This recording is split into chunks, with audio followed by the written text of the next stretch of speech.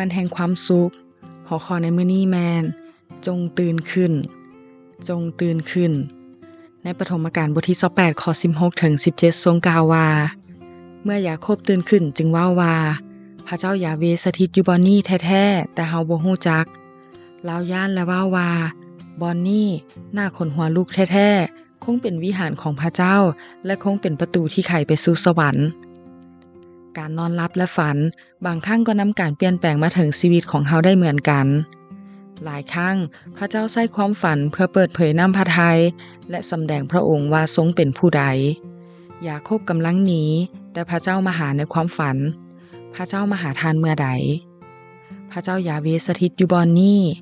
ยาโคบฮู้ว่าสถานการณ์นี้เป็นที่น่ายำเกรงเพราะเป็นที่สถิตอยู่ของพระเจ้าและเป็นประตูไปสู่ฟ้าสวรรค์เมื่อตื่นขึ้นยาโคบจึงมีความหวัง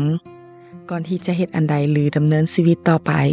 เฮาจำเป็นต้องตื่นขึ้นก่อนเพราะถ้าบ่ตื่นเฮาก็จะเฮ็ดอันใดบ่ได้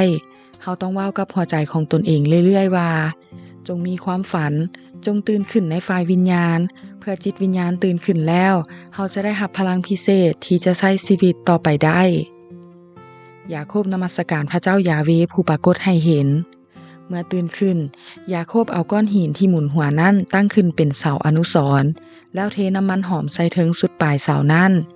ยาโคบนมัสการและประกาศว่าได้พบพระเจ้าแล้วเมื่อพบพระเจ้าแล้วเฮาจะนมัสการและบ่ลืมว่าการทรงสถิตของพระเจ้าไปกับเฮาทุกบอนด้วย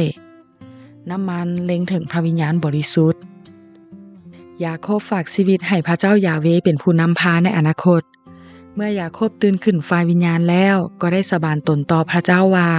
ถ้าพระเจ้าสถิตอยู่กับข้าน้อยและปกปักรักษาข้าน้อยในการเดินทางและให้อาหารและเครื่องนุ่งห่มและถ้าข้าน้อยกลับมาถึงบ้านพ่อของข้าน้อยอย่างปลอดภัยแล้วพระเจ้ายาเวห์ก็จะเป็นพระเจ้าของข้าน้อยยาโคบขอการทรงนำจากพระเจ้าเพื่ออนาคตเฮาก็ควรจะขอแบบนี้คือกันข้อคิดขั้นใดที่ยาโคบฝันเห็นเป็นการเสื่อมระหว่างแผ่นดินสวรรค์และแผ่นดินโลกแต่เฮาบ่ต้องฝันเห็นขั้นใดเพื่อจะพบกับพระเจ้า